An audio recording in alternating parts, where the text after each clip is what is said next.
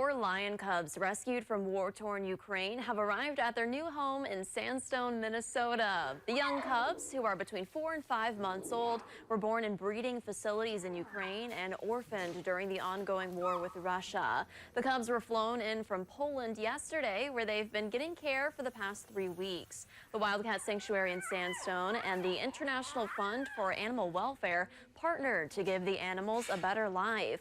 Their arrival marks the final step in their long journey after surviving bombings and drone attacks in Ukraine. So there were daily drone attacks in Odessa, and then there were bombing attacks very close to them while they were in Kyiv.